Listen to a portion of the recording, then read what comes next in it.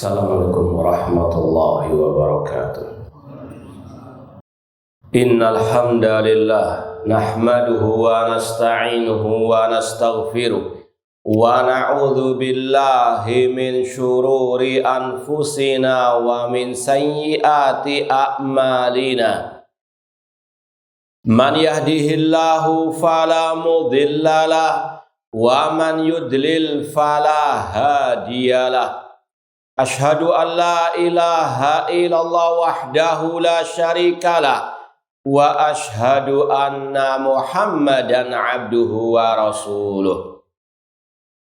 Ya ayyuhalladzina amanu taqullaha haqqa tuqatih wa la tamutunna illa wa antum muslimun. Ya ayyuhan nasu taqu rabbakum alladzi khalaqakum min nafsin wahidah wa khalaqa minha zawjaha wa batha minhuma rijalan katsiran wa nisaa'a wattaqullaha alladzi tasaaluna bihi wal arham innallaha kana 'alaikum raqibah. Ya ayyuhalladzina amanu taqullaha wa qulu qawlan sadida yuslih lakum a'malakum wa yaghfir lakum dhunubakum wa may yuti'illaha wa rasulahu faqad faza fawzan 'azima. Amma ba'd, fa inna asdaqal hadits kitabullah wa khairal hadi hadi Muhammadin sallallahu alaihi wasallam. Wa syaral umuri muhdatsatuha wa kulla muhdatsatin bid'ah wa kulla bid'atin dhalalah wa kulla dhalalatin finnar. Ma'asal muslimin, ikhwani fillah wa akhwati, bapak-bapak, ibu-ibu, saudara-saudariku rahimani wa rahimakumullah. Alhamdulillah, segala puji bagi Allah Subhanahu wa taala yang mempertemukan kita kembali dalam kajian kitab Al-Aqidah As-Sahihah wa ma yudaduha oleh Syekh Al-Allamah Abdul Aziz bin Baz rahimahullahu ta'ala. Semoga Allah Subhanahu wa ta'ala senantiasa memberikan kepada kita keistiqomahan dalam belajar Al-Aqidah As-Sahihah dan berpegang teguh dengannya sampai akhir hayat kita nanti. Baik, kita lanjutkan masih berkaitan dengan al-iman billahi azza wa jalla, beriman kepada Allah azza wa jalla. Sudah kita sampaikan pada kesempatan yang lalu, di antaranya iman kepada Allah mencakup iman kepada rububiyah dan juga uluhiyah Allah Subhanahu wa ta'ala. Kemudian kata Syekh, wa minal imani billahi aidan al-imanu bi asma'ihi al-husna wa sifatihi al-ulya. Di antara iman kepada Allah juga adalah mengimani semua nama-nama Allah yang paling baik, yang paling indah, dan sifat-sifatnya yang paling mulia. Al-waridati fi kitabihi al-aziz, yang tercantum dalam Al-Quranul Karim, watsabitati an rasulihi al-amin, dan yang telah tercantum, telah disampaikan oleh Rasul SAW al-amin, min ghairi tahrifin wala ta'tilin wala takyifin wala tamsil, tanpa menyelewengkan maknanya, tanpa menafikan, tanpa membagaimanakan, dan tanpa menyerupakan. Ini adalah definisi iman kepada nama-nama dan sifat-sifat Allah. Kalau kita mau ulangi lagi, apa definisi iman tauhid asma wa sifat? Yaitu menetapkan apa yang ditetapkan oleh Allah tentang nama-nama dan sifatnya yang tercantum dalam Al-Quranul Karim atau dalam hadis Rasulullah SAW yang sahih tanpa menyerupakannya dengan makhluk, tanpa membagaimanakan sifat-sifat Allah tersebut, tanpa menyelewengkan maknanya, dan tanpa mengingkari, menafikannya.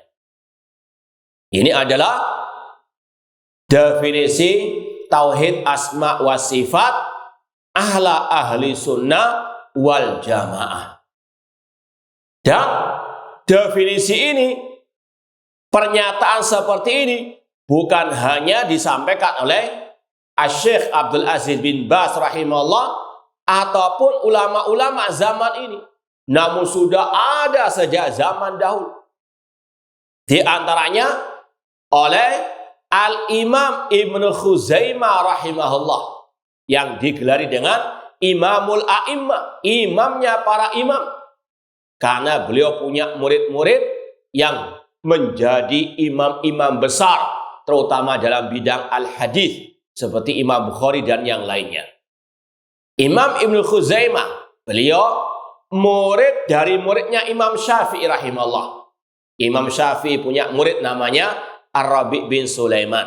Imam Syafi'i punya murid Imam Al-Muzani. Dua murid Imam Syafi'i ini gurunya Imam Ibnu Khuzaimah rahimahullah. Ibnu Khuzaimah punya kitab spesial masalah tauhid asma wa sifat. Judulnya Kitabut Tauhid. Kalau di Surabaya kita beberapa kajian, kita sempat nukil ucapan-ucapan beliau, yaitu seperti yang kita baca tadi dari ucapan Syekh Abdul Aziz bin Baz rahimahullah ta'ala. Ini kita sampaikan karena ana sendiri pernah mendengar seorang da'i penyesat umat, mereka istilahnya nyinyiri dakwah salafiyah dengan kata-kata tauhid asma wa sifat, isbatu ma asbatahullah, menetapkan apa yang ditetapkan oleh Allah. Seolah-olah itu adalah karangan ulama, kata mereka Wahabi. Padahal sekali lagi, mereka yang ngaku pengikut Imam Syafi'i nggak baca buku murid-muridnya atau murid dari muridnya Imam Asy-Syafi'i atau dari ulama mazhab Syafi'i sendiri. Ibnu Khuzaimah termasuk dari golongan mereka sebetulnya. Cuma itu masalah akidah mereka nggak mau mengambilnya. Na'udzubillahi min dzalik. Sekali lagi, ucapan Syekh Abdul Aziz bin Baz atau ulama-ulama ahlu sunnah zaman ini ketika mendefinisikan tauhid asma wa sifat, ini tidak lain tidak bukan hanya meneruskan tongkat estafet ulama-ulama salaf terdahulu, di antara yang sudah kita sebut tadi Al-Imam Ibnu Khuzaimah rahimahullah dalam kitab beliau yang berjudul Kitab At-Tauhid. Ma'asal muslimin ikhwani fillah wa akhwati rahmani wa rahimakumullah. Sedikit kita ulas definisi tauhid ini atau tauhid asma wa sifat ini. Kata beliau, al-iman bi asma'ihi al-husna. Mengimani semua nama-nama Allah yang al-husna. Allah berfirman dalam surat Al-A'raf, walillahil asma'ul husna fad'uhu biha. Kalau tidak salah ayat 180-an itu. Allah memiliki nama-nama yang paling baik. Maka berdoalah kepada Allah dengan menyebut nama-nama tersebut. Allah menetapkan dirinya punya al-asmaul husna. Maka wajib bagi kita untuk mengimaninya. Demikian pula Allah memiliki sifat-sifat yang paling mulia. Dalilnya walillahil mathalul a'la. Allah memiliki al-mathal, kata ulama tafsir, as-sifat al-ulya, sifat-sifat yang paling mulia. Kemudian tadi dikatakan dalam menetapkan nama dan sifat Allah harus menjauh dari 4 hal.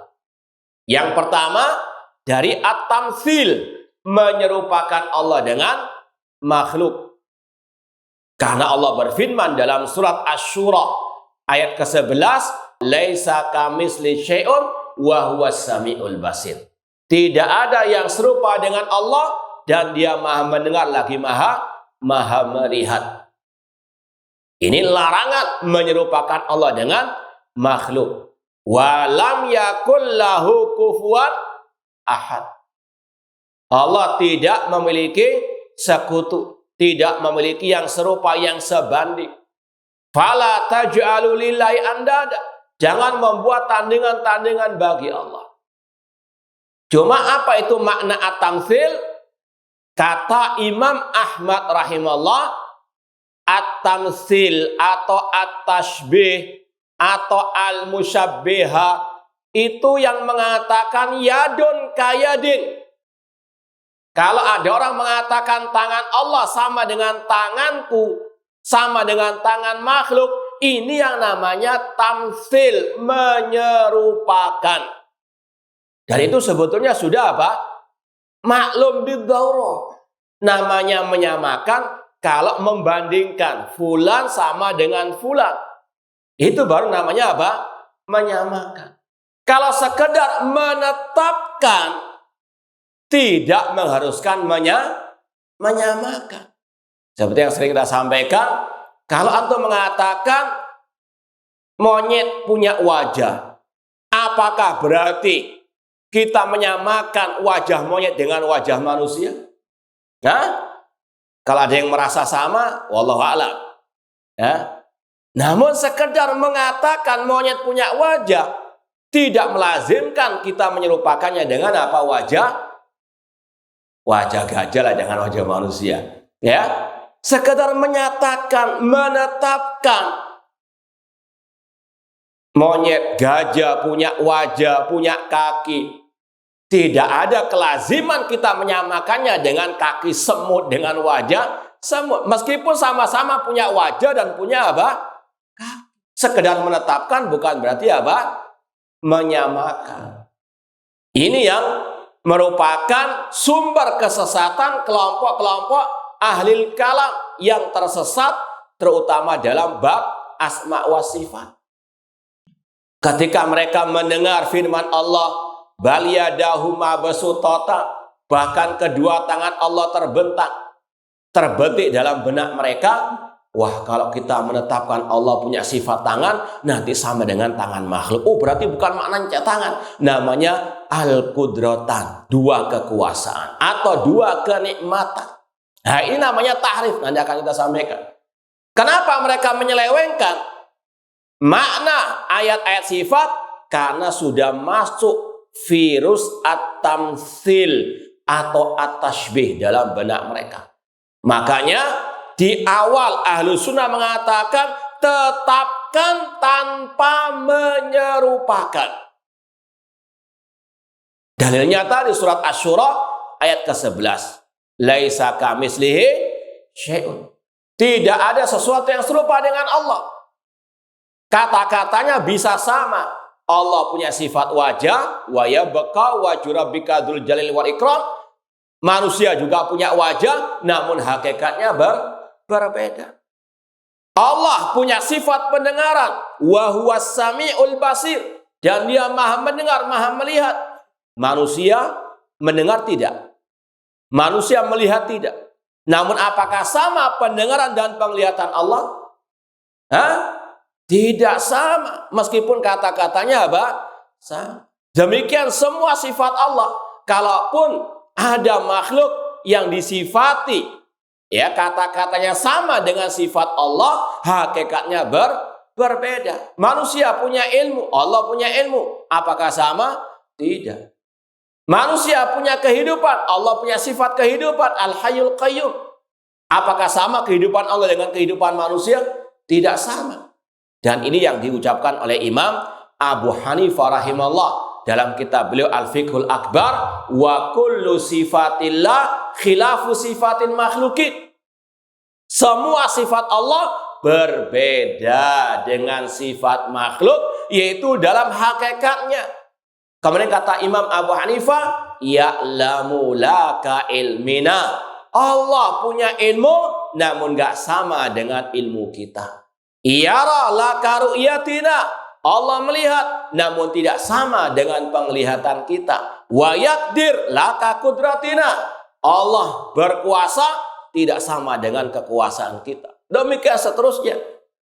Maka Ahlussunnah wal Jamaah punya prinsip, tetapkan apa yang ditetapkan oleh Allah tentang nama dan sifatnya di dalam Al-Quran atau yang ditetapkan oleh Rasulnya Sallallahu Alaihi Wasallam tanpa menyerupakannya dengan sifat makhluk.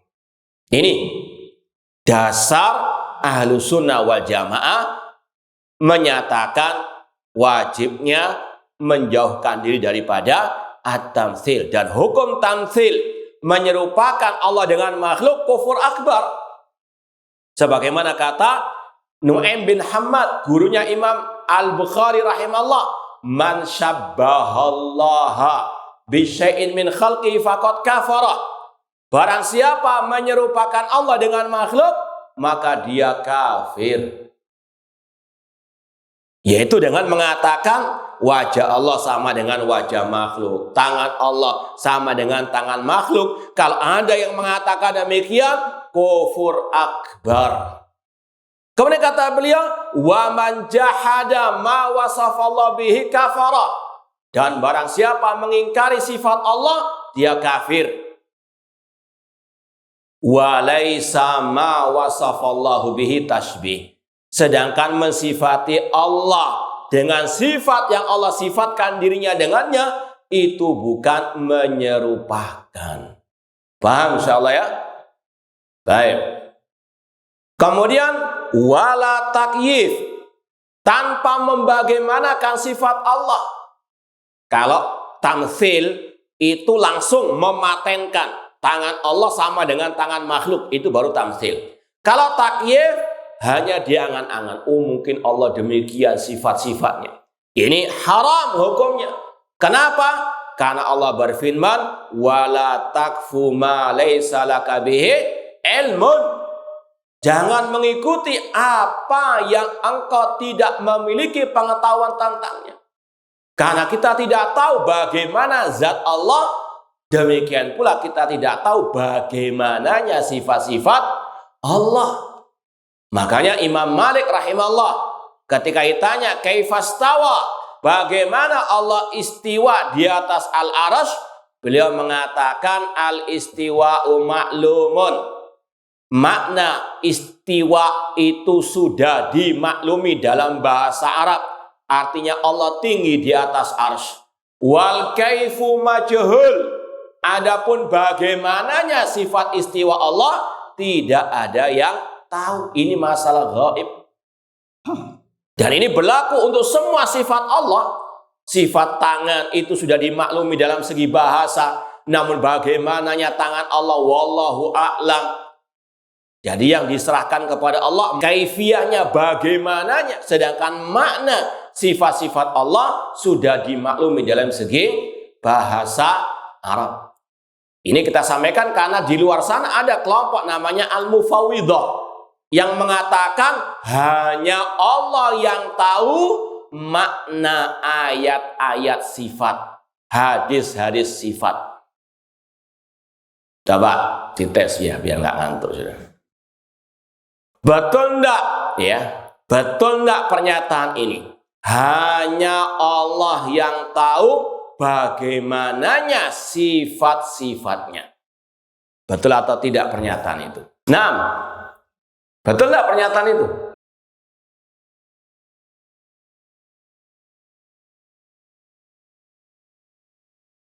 Paham pertanyaannya? Coba anak ulangi lagi. Mungkin anak kecepatan ya. Betulkah pernyataan berikut ini? Yang pertama, hanya Allah yang tahu bagaimananya sifat-sifat dirinya. Betul atau salah? Hah? Yakin? Kok kita ragu-ragu gitu jawabnya? Hah? Jawab yang tegas. Baik. Pernyataan yang kedua. Betulkah pernyataan ini? Hanya Allah yang tahu makna ayat-ayat sifat dan hadis-hadis tentang sifat Allah. Salah atau betul? Betul atau salah? Kok nggak sepakat kayak tadi itu? Hah? Atau ada dua pendapat? Hah? Coba biar lebih mantul lagi, anak ulangi lagi. Betul nggak pernyataan ini? Hanya Allah yang tahu makna ayat-ayat sifat. Betul tidak? Kok satu dua yang lain? Hah?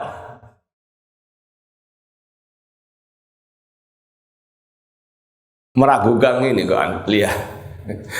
Taib, ini ya butuh konsentrasi. Beda sedikit. Ini membedakan antara ahli sunnah dengan ahli bid'ah. Ya, kalau ahli sunnah wal jamaah, ulama salaf, ashabil hadis, mereka mengatakan hanya Allah yang tahu bagaimananya sifat-sifat Allah. Hanya Allah yang tahu bagaimana istiwanya di atas arsy. Hanya Allah yang tahu bagaimananya sifat wajahnya, tangannya, dan seterusnya. Sebagaimana kata Imam Malik tadi, wal kaifu majhul. Bagaimananya sifat istiwa Allah tidak ada yang tahu. Yang tahu siapa? Allah. Paham ya? Adapun makna ayat-ayat sifat itu sudah dimaklumi, sudah dipahami oleh para ulama, bahkan juga oleh para pakar bahasa Arab. Paham ya? Coba dites lagi. Yang serempak jawabnya. Kalau enggak anak ulangi lagi, khawatir salah paham. Betul enggak pernyataan ini? Yang pertama, hanya Allah yang tahu makna ayat-ayat sifat. Oh ya kan? Nah, sedikit ngantuk aja sudah. Jawaban dites lagi. Pokoknya harus mantap betul jawabannya. Kalau enggak diulang lagi.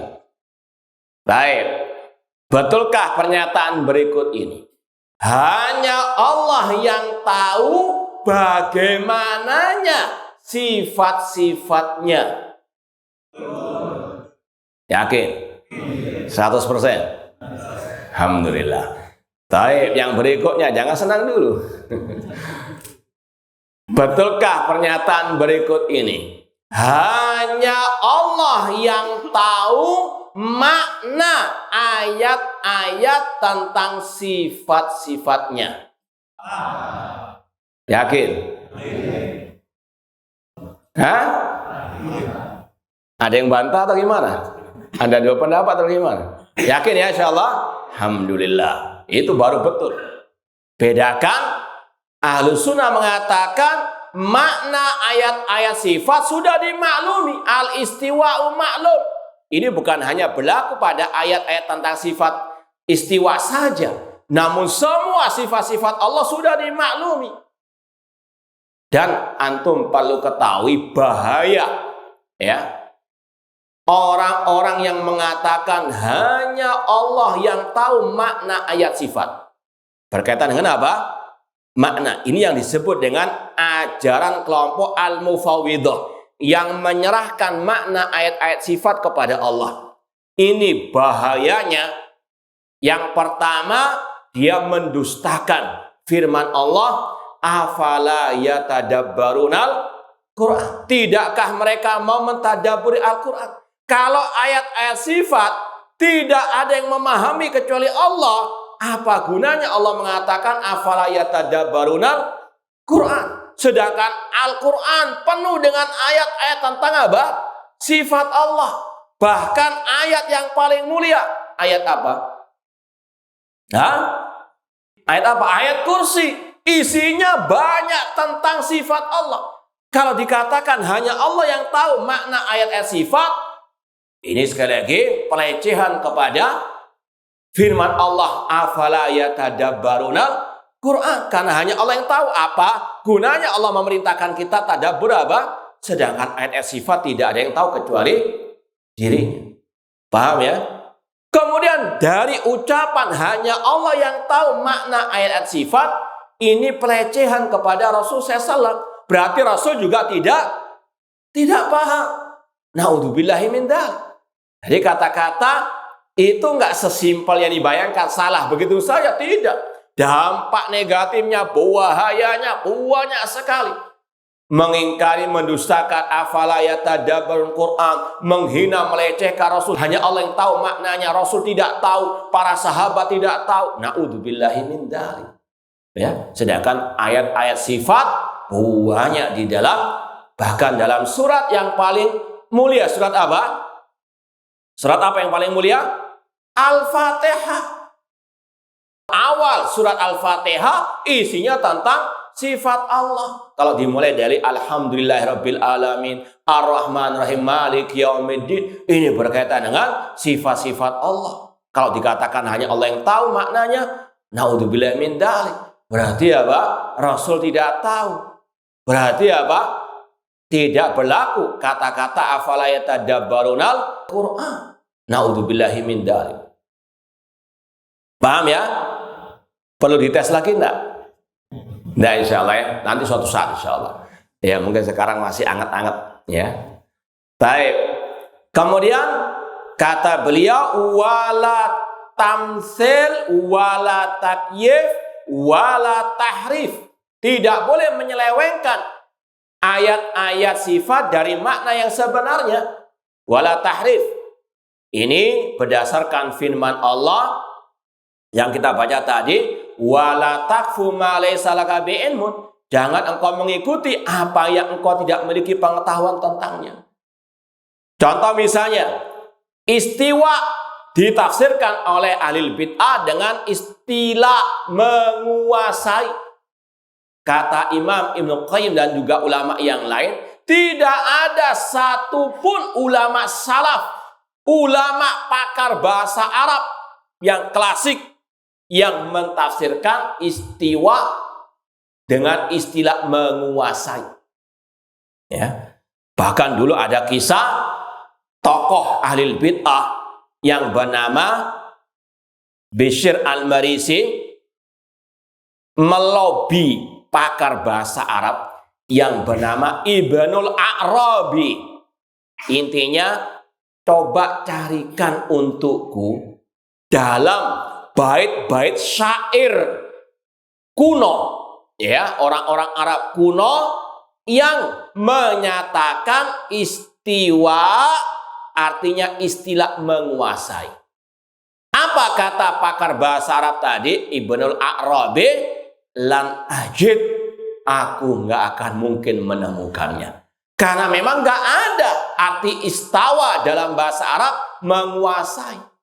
Yang ada kata ulama salaf sebagaimana kata Mujahid, murid Ibnu Abbas, Abul Aliyah dari kalangan tabi'in ketika mentafsirkan summastawa ila sama, istiwa artinya ala wartafa, Allah tinggi di atas al-arsy.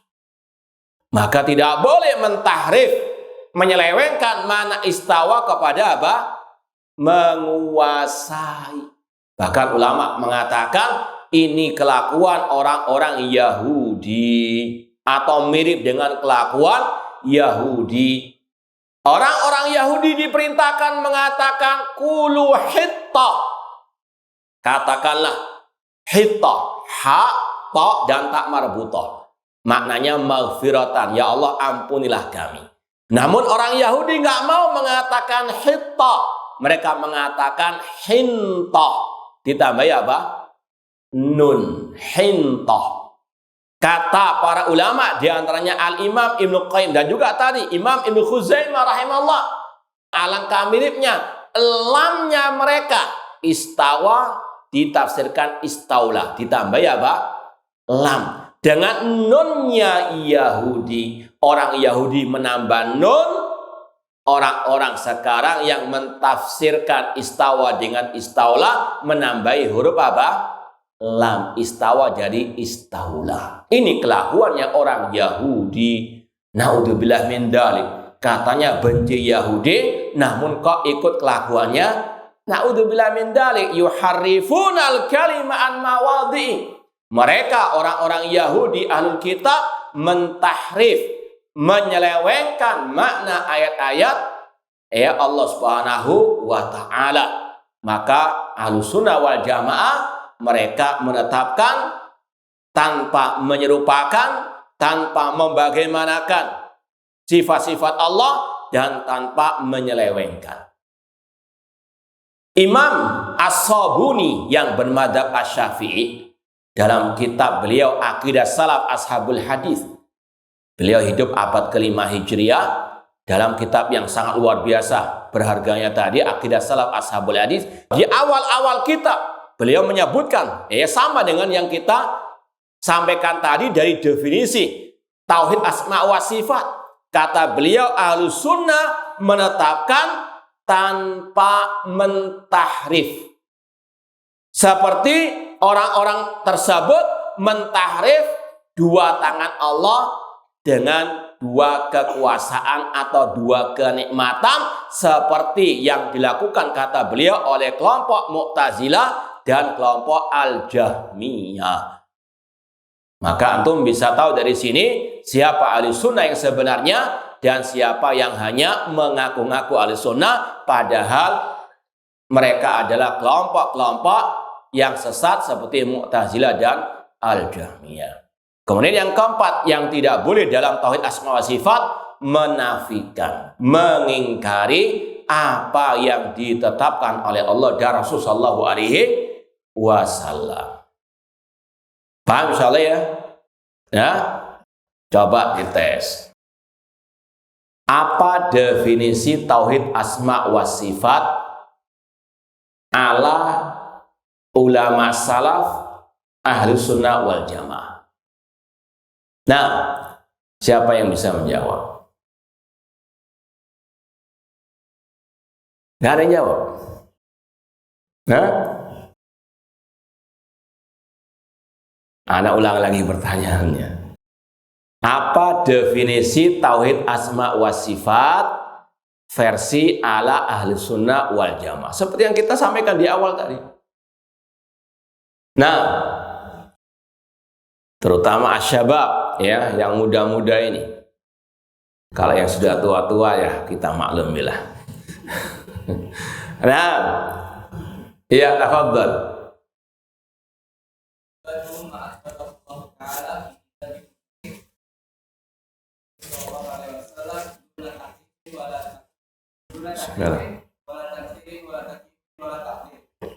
Ahsanta, jazakallah khair, barakallahu fiik. Itu bahasa Arabnya, sekarang terjemahannya. Baik. Nah, yang bahasa Indonesianya, ada enggak yang jawab? Enggak ada. Iya, tafadhal.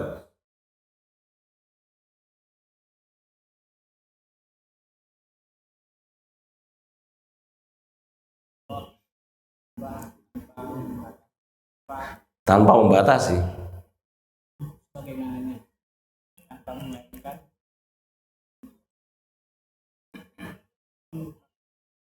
Baik, ahsanta, barakallahu fiik.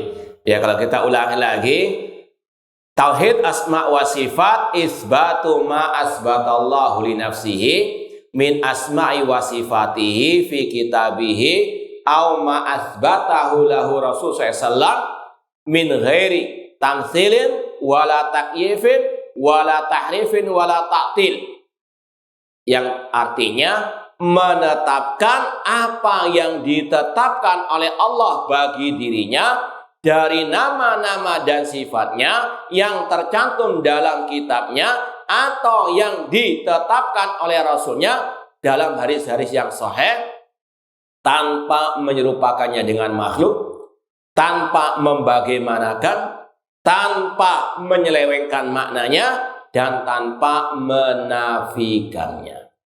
Nah, baik, kita lanjutkan. Sekali lagi tolong diingat-ingat, itu definisi tauhid asma wa sifat versi Ahlussunnah wal Jamaah. Kemudian kata Syekh, bal yajib antumarra kama ja'at bila kaifin ma'al iman bima dallat alaihi minal ma'anil azimah allati hiya awsafun lillahi azza wa jalla. Kata beliau, bahkan wajib menetapkan ayat-ayat hadis-hadis sifat sesuai dengan dohirnya. Dohir ayat mengatakan bal yadahuma besutota, bahkan kedua tangan Allah terbentang. Ya tetapkan Allah punya sifat kedua tangan yang tidak sama dengan tangan makhluk, karena persamaan kata nggak harus menyamakan apa hakikatnya. Allah punya sifat an-nuzul, turun ke langit dunia sepertiga malam terakhir. Tapi dalam hadis yang sahih, yanzilu rabbuna tabaraka wa ta'ala ila samai dunya hina yabqa thulutsu al-lail al-akhir. Rabb kita turun ke langit dunia sepertiga malam terakhir. Tetapkan sesuai dengan dohirnya. Allah turun sesuai dengan kebesarannya, nggak sama dengan turunnya makhluk. Selesai masalah. Tapi kalau orang itu pakai akal-akalan, masa Allah turun ke langit dunia? Kalau Allah turun ke langit dunia, berarti Allah diliputi oleh langit yang kesekian-kesekian. Ini sekali lagi menghukumi Allah dengan akalnya. Ini mau ngemintari Rasulullah SAW, ngemintari para sahabat. Para sahabat ketika mendengar Rasul bersabda demikian, tidak ada mereka ngeyel atau mereka mentahrif, mentakwil, tidak ada. Mereka mengimani apa adanya. Makanya ulama salaf sebagaimana yang dikatakan oleh Syekh bin Baz, amirruha kama ja'at, tetapkan sesuai dengan dohirnya. Allah turun, ya sudah turun, tanpa menyerupakannya dengan makhluk. Laisa kamitslihi syai'un. A antum a'lamu amillah. Kata Allah, apakah engkau lebih tahu daripada Allah? Maka ulama salaf ahlussunnah mengatakan tetapkan sesuai dengan dohirnya tanpa dibagaimanakan sifat-sifat Allah tersebut ma'al iman bima dallat alaihi minal ma'ani, dengan tetap memahami maknanya. Ini yang kita sampaikan tadi. Kalau ahli sunnah menyerahkan bagaimananya sifat Allah kepada Allah, tapi kalau makna ayat, makna hadis wajib ditetapkan, dipahami, bukan diserahkan maknanya kepada apa? Allah. Paham ya? Paham tidak? Kalau ada orang ditanya, Pak, apa arti istawa alal arsy? Wallahu a'lam.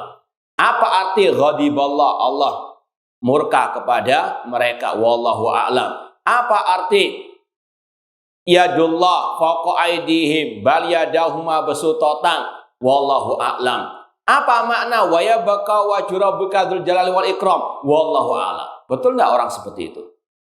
Hah? Betul enggak? Kalau dia orang awam masuk akal lah, ya. Mungkin memang nggak tahu dia, ya.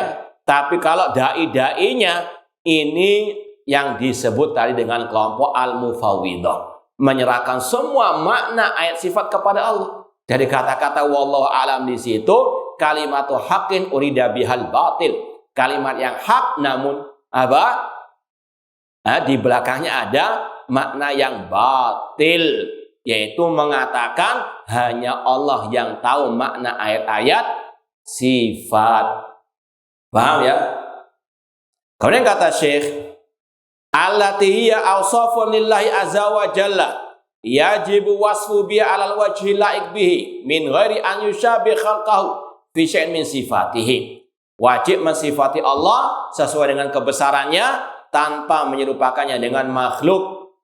Allah berfirman, laisa kamitsli syai'un wa huwas samiul basir. Tidak ada sesuatu yang serupa dengan Allah dan Dia Maha mendengar lagi Maha melihat. Wa qala azza wa jalla, Allah berfirman, fala tadribu lillahil amsal. Jangan membuat perumpamaan-perumpamaan bagi Allah. Innallaha ya'lamu wa antum la ta'lamun. Allah mengetahui dan kalian tidak mengetahui. Wa hadhihi aqidatu ahli sunnati wal jamaah. Inilah akidah ahli sunnah wal jamaah. Seperti yang sudah kita isyaratkan tadi, ini hanya meneruskan tongkat estafet ucapan ulama-ulama salaf terdahulu. Ini bukan karangannya Syekh Abdul Aziz bin Baz rahimahullah atau ulama yang ada sekarang, namun sudah ada sejak zaman ulama-ulama terdahulu seperti tadi Imam Ibnu Khuzaimah, Imam Al-Muzani, bahkan dari ulama-ulama mazhab Asy-Syafi'iyah sendiri. Min ashabi Rasul sallallahu alaihi wasallam wa tabi'ina lahum bi ihsan. Bahkan dari golongan para sahabat Rasul sallallahu alaihi wasallam, para tabi'in dan yang seterusnya. Mereka menetapkan apa adanya. Tidak ada satupun dari sahabat tabi'in yang mentakwilkan, mentahrif istiwa dengan istaula, menguasai, tangan diartikan dengan kenikmatan dan seterusnya. Tidak ada. Wahiyallati naqalaha al-Imam Abul Hasan al-Asy'ari rahimallahu fi kitabihi al-maqalat an ashabil hadis wa ahli sunnah. Bahkan inilah yang dinukil oleh Imam Abul Hasan al-Asy'ari dalam kitab beliau maqalat atau kumpulan ucapan-ucapan ashabil hadis ahli sunnah. Banyak orang menisbatkan dalam berakidah kepada akidah Asy'ariyah. Padahal pendirinya sendiri Abul Hasan al-Asy'ari di akhir hayatnya beliau taubat dari akidah yang ada sekarang ini, yang hanya menetapkan 7 sifat. Mana buktinya? Banyak. Ya. Beliau punya beberapa kitab di akhir hayat beliau yang menunjukkan itulah akidah terakhir beliau. Di antaranya yang saya punya ada buku judulnya Maqalatul Islamiyin. Itu 2 jilid yang saya punya. Asalnya buku itu berkaitan dengan kelompok-kelompok sesat. Kelompok Syiah Rafidhah, kelompok Jahmiyah, kelompok Khawarij. Tapi beliau sisipkan di jilid yang pertama terutama itu tadi kumpulan akidah ahli sunnah. Dan alhamdulillah pernah kita kaji di beberapa tempat akidah Imam Abul Hasan Asy'ari yang tercantum dalam buku tersebut. Beliau menetapkan sifat istiwa Allah, sifat ketinggian Allah di atas arsy, sifat wajah, sifat tangan. Itu ada dalam kitab beliau. Itulah akidah beliau, dan beliau di akhir makalah atau bab tersebut menyatakan itulah akidahku yang aku berpegang teguh dengan. Kemudian juga beliau punya kitab yang lain, Al-Ibana an Usulid Diyana, juga sama. Beliau menetapkan semua sifat-sifat Allah. Demikian pula dalam kitab beliau yang lain, Risalah ila Al-Tsaghar, beliau juga menetapkan sifat-sifat Allah tersebut. Namun yang aneh, yang menisbatkan diri kepada beliau tidak ikut akidah beliau yang beliau meninggal di atasnya. Paham insyaallah ya? Memang Imam Abul Hasan Asy'ari dalam kehidupan berakidah melewati 3 tahapan. Yang pertama ikut akidah Mu'tazilah selama 40 tahun. Karena beliau terdidik oleh ayah tiri beliau yang merupakan pentolannya kelompok Mu'tazilah yang bernama Abu Ali Al-Jubai. Kemudian beliau pindah kepada fase tahapan yang kedua, ajaran Al-Kullabiyah. Yaitu yang tadi menetapkan beberapa sifat Allah, mentakwil sifat-sifat yang lain. Ini yang dipegangi oleh orang-orang sekarang, ajaran kelompok Al-Kullabiyah.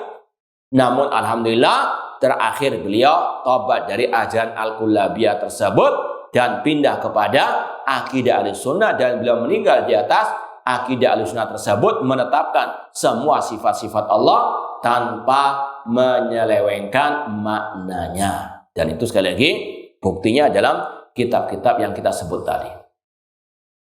Ma'asal muslimin ikhwani fillah wa akhwati rahimani wa rahimakumullah, wa naqalaha ghairuhu min ahlil ilmi wal iman. Dan akidah yang kita sampaikan tadi tentang tauhid asma wa sifat ini juga dinukil oleh para ulama-ulama yang lain.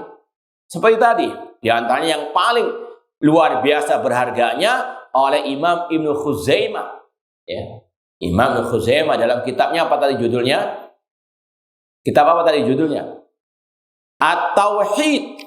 Itu pembahasan di kitab tersebut dengan Dalil-dalilnya luar biasa.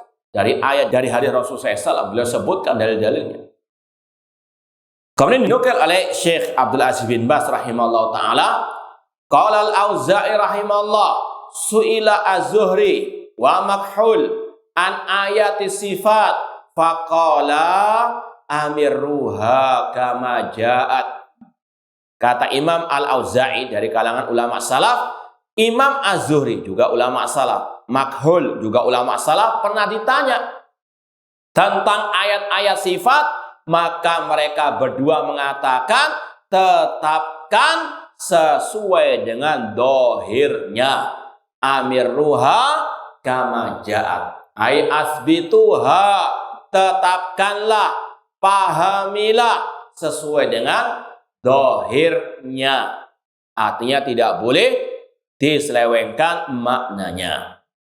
Wa qala al-Walid ibnu Muslim rahimahullah, ulama salaf yang bernama Al-Walid bin Muslim juga berkata, su'ila Malik wal Auza'i wal Laits ibnu Sa'd wa Sufyan ats-Tsauri rahimahumullah anil akhbaril waridati fi sifat, faqalu jami'an amirruha kama jad bila kaifin.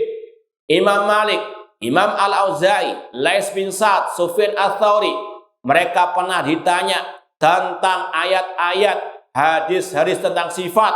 Semuanya sepakat menjawab, tetapkan apa adanya tanpa dibayang-bayangkan, tanpa dibagaimanakan.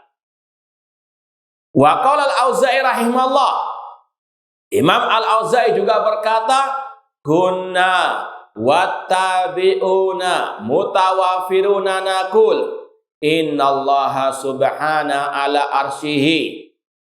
Kami dan para tabi'in sepakat mengatakan Allah ala arsyihi, Allah di atas arsy. Ini akidah ulama salaf. Imam Al-Auza'i menukil ijma' para tabi'in, dan ijma' mereka hujjah.